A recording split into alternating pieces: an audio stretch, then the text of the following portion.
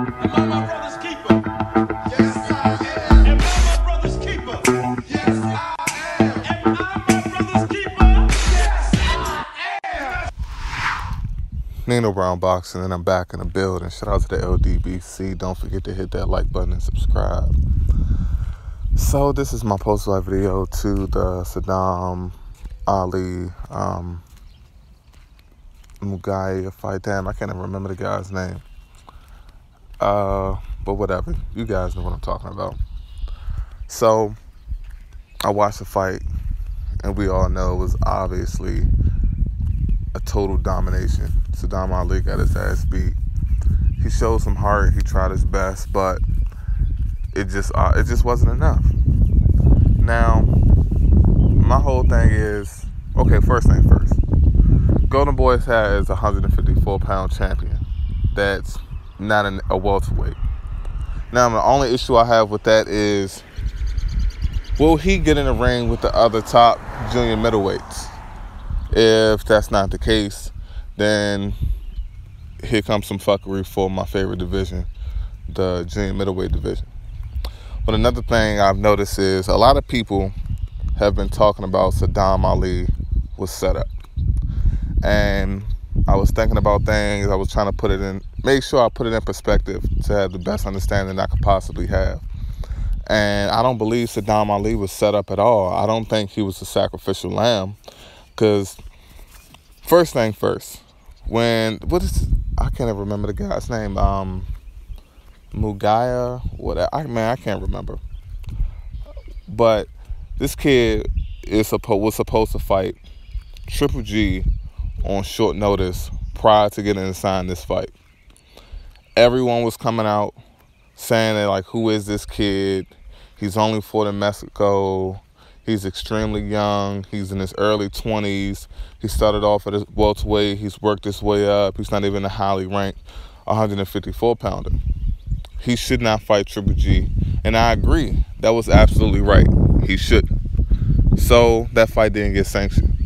But he got sanctioned to fight Sadam Ali at the last minute. I don't look at it like Sadam Ali was set up for one. Sadam Ali, he accepted the fight. We all know that Sadam Ali is not a true 154-pounder. We know he's had a suspect chin and he's taken an L at 147 to Jesse Vargas.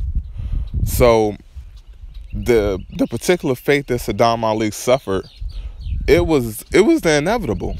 I personally believe that this same outcome would have happened if Sadam Ali would have gotten in the ring with a Jamel Charlo, if he would have gotten in the ring with a Jerry Hurd, if he would have gotten in the ring with an Arislandi Lara.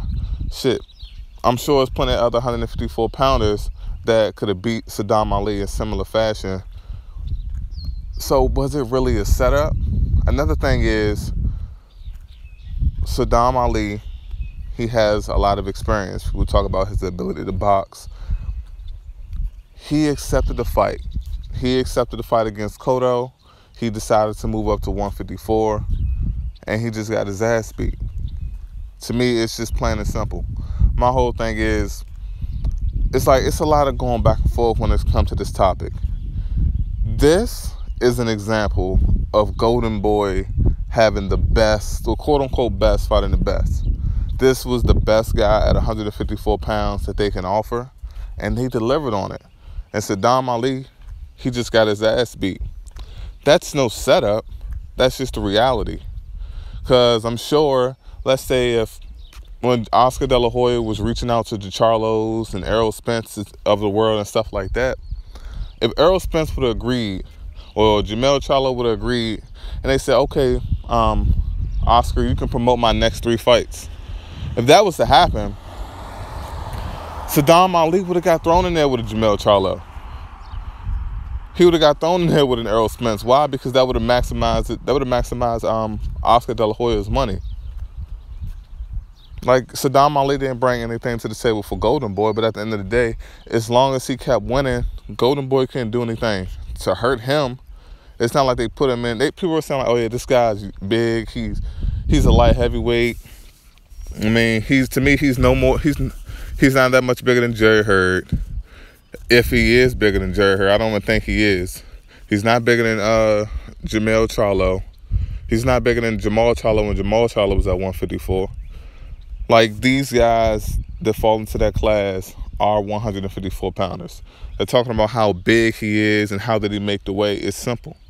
The kid made the weight because he's disciplined enough to make the weight. Sadam Ali is a smaller guy that's obviously fighting a weight class that he shouldn't be in. Sadam Ali isn't a powerful welterweight. So to expect him to do more at 154 is crazy. And this is just an example of Golden Boy actually being consistent for once and having the best fight the best. Seems like they got a new superstar on their hands. The only way we'll truly find out if he tests himself against one of the top 154 pounders.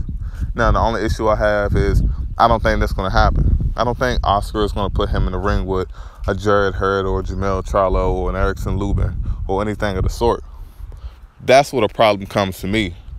If there's a guy out here in the division, if it's a guy that can make the weight, if I'm a champion, if it's a guy in my weight class that can make the weight, it shouldn't be, oh, I was set up because this guy was able to make the weight and he whooped my ass in the first few rounds and knocked me out. I mean, if that's the case, Sadam Ali shouldn't be the champion. The person that has the best ability in that weight class should hold those belts. I mean, I'm all about the best man should win. We all say that at some point, the best man should win. Sadam Ali obviously was not on that level, so we lost. It's plain and simple. It wasn't a setup.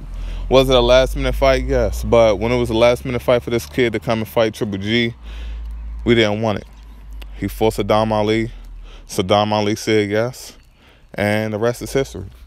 That's just my take on it, y'all. This is Nino Brown Boxing. Shout out to the LDBC. Don't forget to hit that like button and subscribe. Peace.